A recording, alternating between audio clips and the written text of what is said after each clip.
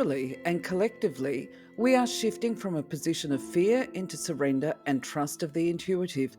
The power of the feminine energy is on the rise in our world. We avoid the things that we're afraid of because we think there will be dire consequences if we confront them. But the truly dire consequences in our lives come from avoiding things that we need to learn about or discover. The process of change does not occur on superficial levels through mere positive thinking. It involves exploring, discovering, and changing our deepest, most basic attitudes toward life. Trusting your intuition means tuning in as deeply as you can to the energy you feel, following that energy moment to moment, trusting that it will lead you where you want to go and bring you everything you desire. Most of us are in touch with our intuition, whether we know it or not, but we're usually in the habit of doubting or contradicting it so automatically that we don't even know it has spoken. Listening to your internal guidance system will lead to a rich, fulfilled, happy life.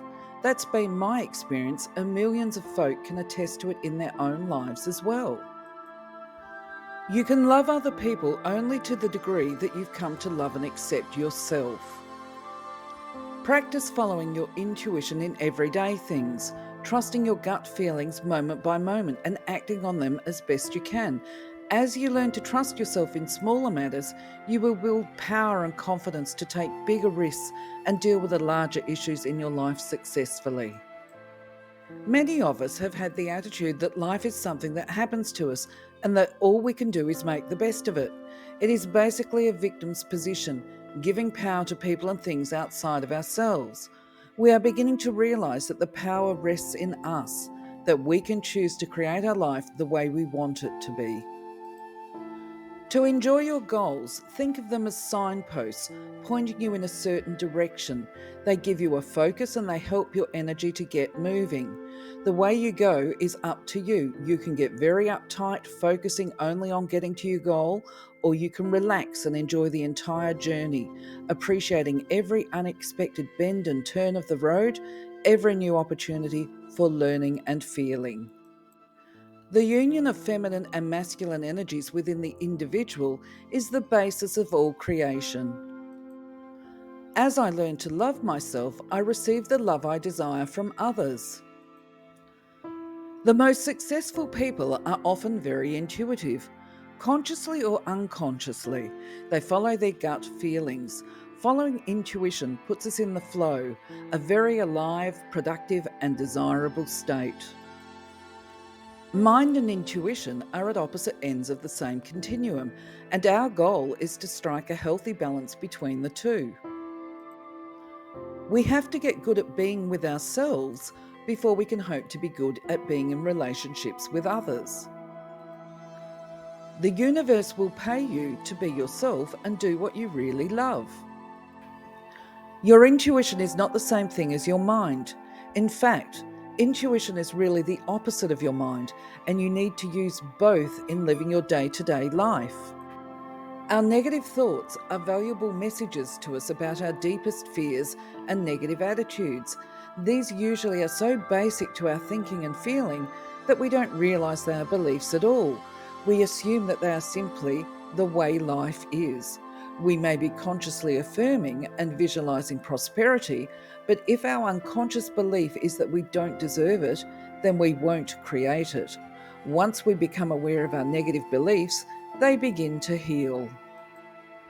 As long as we focus on the outside, there will always be that empty, hungry, lost place inside that needs to be filled.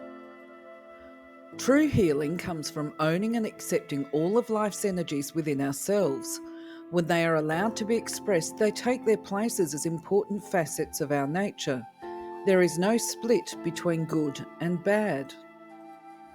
My inner guidance is there for me to call on any time I need or want extra clarity, wisdom, knowledge, support, creative inspiration, love, or companionship. Through lovingly embracing the full range of our experience, human and divine, we can heal the split that existed between the spirit and the form, in ourselves individually and in the whole world. Your intuition will most likely push you gently towards taking some appropriate risks and trying new things. By learning to contact, listen to, and act on our intuition, we can directly connect to the higher power of the universe and allow it to become our guiding force. Personal healing on all levels, physical, emotional, mental, and spiritual, comes when we get in touch with our disowned energies. Through integrating all aspects of ourselves, we become whole. When you're following your energy and doing what you want all the time, the distinction between work and play dissolves. Every creative genius has been a channel.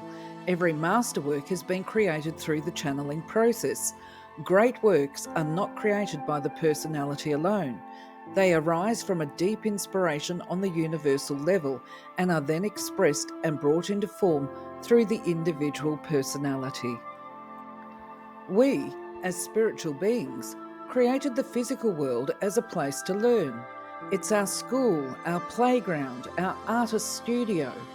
I believe that we're here to master the process of creation, to learn how to consciously channel the creative energy of spirit into physical form. As human beings, we have vulnerabilities. We also have power, but we can't just be powerful all the time. Much of the Western world emphasises rationality and reason, but overlooks or ignores the enormous value of intuition and instinctive wisdom. Ambition is an idol on whose wings great minds are carried only to extreme, to be sublimely great or to be nothing. The more we learn to operate in the world based on trust in our intuition, the stronger our channel will be and the more money we will have. We shouldn't ignore any guidance that comes from the mind. We should listen to our minds and balance mental messages with intuitive messages. We need both to navigate our way through life. Poverty on both a personal and worldwide level is supported by a collective belief in scarcity. In the Western world, there isn't much value given to the necessity for just being quiet, and just resting, and just being, without a focus or a goal. At least a certain amount in our lives, we don't need to do half and half. It's okay if we're doing a lot of doing, we just need some being mixed in. The mind is the enemy of intuition, according to many New Age adherents, but I don't buy that. I look at everything in terms of polarities, two ends of the same continuum: young, old, male, female, individuality, conformity, work, play, freedom, constraint, right, left, day, night, life, death, rational, emotional, and so on. When you're riding a bike, you're more connected to the outdoors and to other people than you are when you are stuck in your car. I think in the Western world we have gotten overly identified with doing, and we've kind of forgotten about the art of being, and we don't see value in it. We think that if you're not doing something all of the time, being very active and producing something, then you're sort of wasting your time.